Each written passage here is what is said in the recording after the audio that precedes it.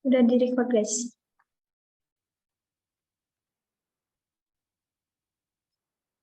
Aku mulai ya.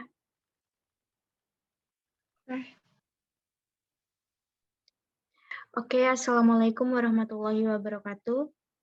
Waalaikumsalam warahmatullahi wabarakatuh. Kami dari kelompok 10 akan mempresentasikan hasil diskusi kami dengan tema peran Indonesia dalam mewujudkan perdamaian dunia. Untuk anggota kelompok kami terdiri dari yang pertama David Gunawan, Irma Winari, Sabrina, Nashwa, Farda, Fariski, Rahmatika, dan Adinda. Mungkin langsung saja dimulai untuk slide yang pertama. Upaya yang dilakukan Indonesia dalam mencapai perdamaian di dunia yaitu diantaranya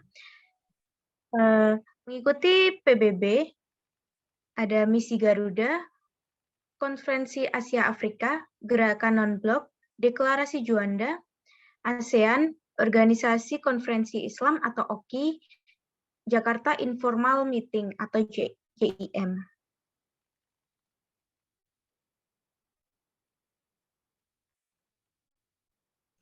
Yang pertama adalah peranan Indonesia dalam Perserikatan Bangsa-Bangsa atau PBB. Peran Indonesia dalam perdamaian dunia diwujudkan melalui partisipasi dan kontribusi aktif dalam misi pemeliharaan perdamaian PBB atau MPP-PBB. Dalam konteks internasional, partisipasi tersebut merupakan indikator penting dan konkret dari peran suatu negara dalam memberikan kontribusi dalam menjaga perdamaian dan keamanan internasional. Sedangkan dalam konteks nasional, keterlibatan tersebut merupakan sarana peningkatan profesionalisme individu dan organisasi yang terlibat secara langsung dalam penggelaran operasi internasional.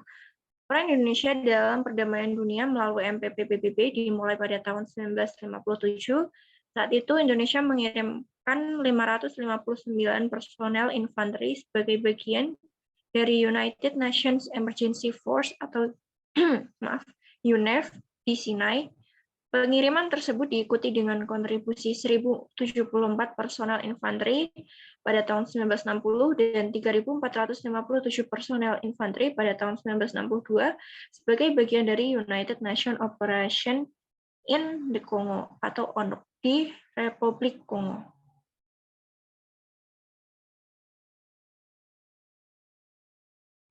Yang selanjutnya ada misi Garuda.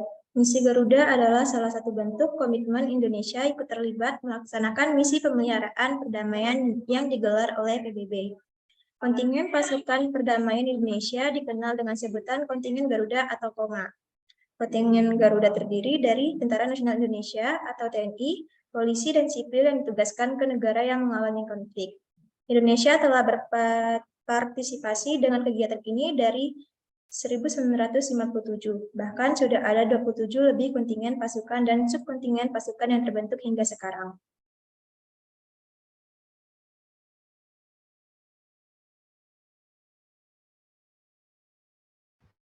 Oke, selanjutnya ada Konferensi Asia Afrika.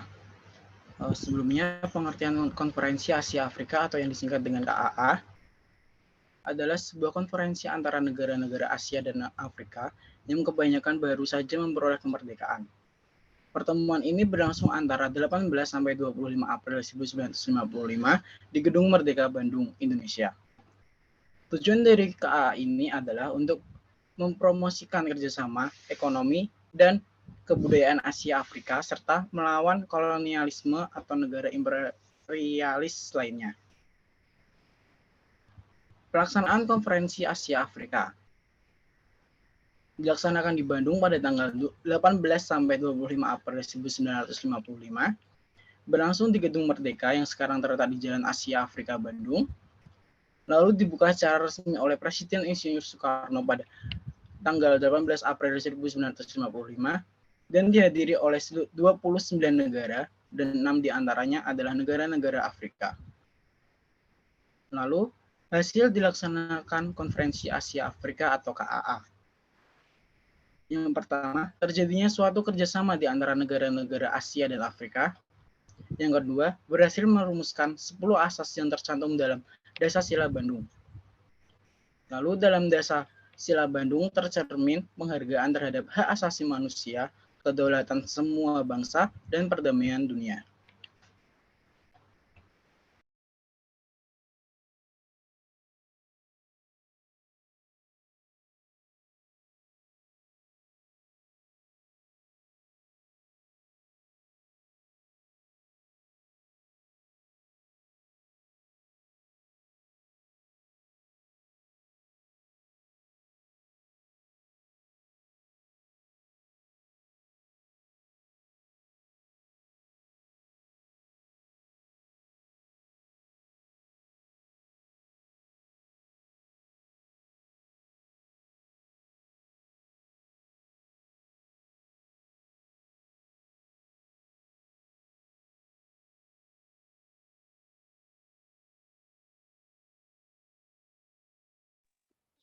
Yang selanjutnya adalah gerakan non-blok atau GNB.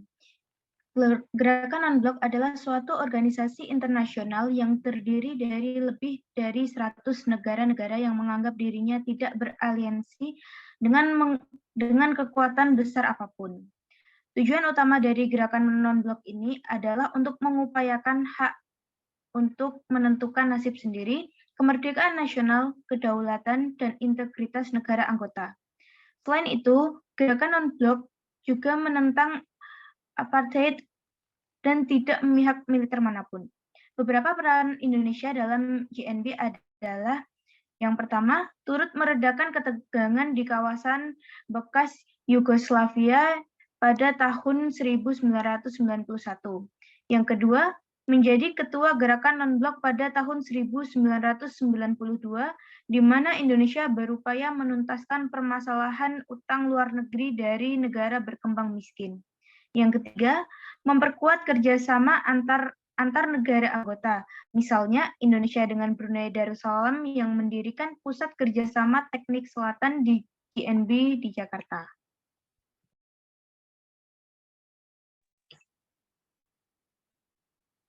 Selanjutnya ada Deklarasi Juanda. Deklarasi Juanda termasuk dalam peran Indonesia dalam perdamaian dunia. Hal ini sebagai bentuk perjuangan di kancah internasional agar Indonesia memiliki kedaulatan atas seluruh wilayah perairan dan pulau-pulaunya. Deklarasi ini digagas oleh Perdana Menteri Indonesia Juanda Kartawijaya pada tanggal 13 Desember 1957. Isi Deklarasi Juanda bahwa Indonesia menyatakan sebagai negara kepulauan yang mempunyai corak tersendiri. Yang kedua, bahwa sejak dulu kala Kepulauan Nusantara ini sudah merupakan satu kesatuan. Yang ketiga, ketentuan Ordonansi 1939 tentang ordonansi dapat memecah belah keutuhan wilayah Indonesia. Tujuan dari dibuatnya Deklarasi Juanda adalah yang pertama, untuk mewujudkan bentuk wilayah kesatuan Republik Indonesia yang utuh dan bulat. Yang kedua, untuk menentukan batas-batas wilayah NKRI sesuai dengan asas negara kepulauan. Yang ketiga, untuk mengatur lalu lintas damai pelayaran yang lebih menjamin keamanan dan keselamatan NKRI.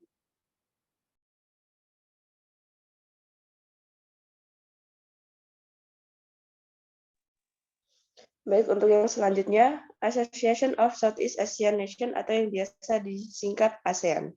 Peran Indonesia dalam perdamaian dunia adalah melalui Association of Southeast Asian Nations atau ASEAN.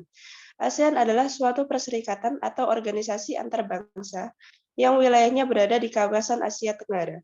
ASEAN berdiri pada 8 Agustus 1967 di Bangkok, Thailand.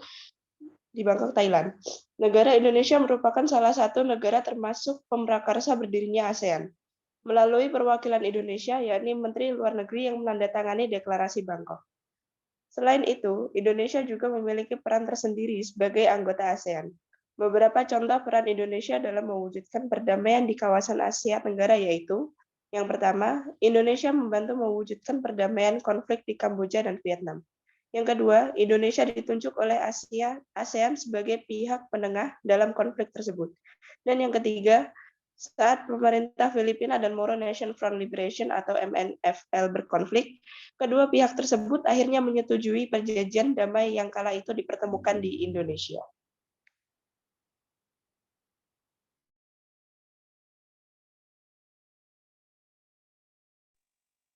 Selanjutnya ada Organisasi Konferensi Islam atau OKI. OKI atau Organisasi Konferensi Islam adalah organisasi antar pemerintah yang dilatar belakangi oleh pembakaran Masjid Al-Aqsa oleh Israel pada tanggal 21 Agustus 1969. Tujuan OKI yang pertama, meningkatkan solidaritas Islam di antara negara anggota. Yang kedua, melindungi tempat-tempat suci. Yang ketiga, membantu perjuangan pembentukan negara Palestina yang merdeka dan berdaulat.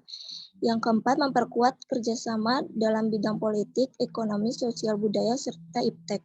Perang Indonesia dalam OKI antara lain ikut upaya penyelesaian konflik antara pemerintah Filipina dengan Moro National Liberation Front atau MNLF.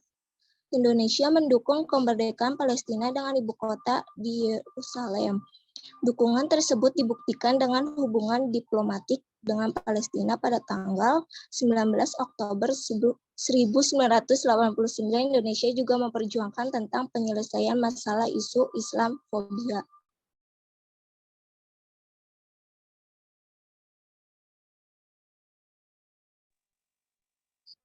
Jakarta Informal Meeting, JIM. Jakarta Informal Meeting atau JIM merupakan upaya peran Indonesia dalam perdamaian dunia, terutama di kawasan Asia Tenggara. Pemerakarsa JIM yaitu Menteri Luar Negeri Indonesia, Ali Al-Atas. JIM merupakan upaya untuk menyelesaikan konflik Kamboja dan Vietnam. Jakarta Informal Meeting dilakukan sebanyak 2 kali.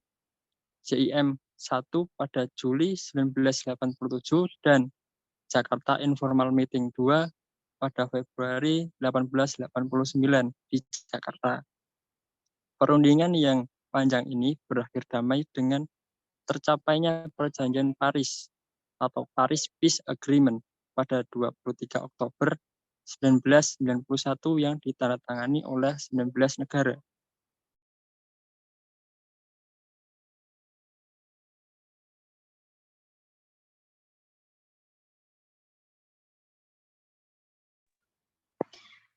Baik, itu tadi presentasi dari kelompok 10. Kurang lebihnya mohon maaf. Wassalamualaikum warahmatullahi wabarakatuh. Waalaikumsalam warahmatullahi wabarakatuh.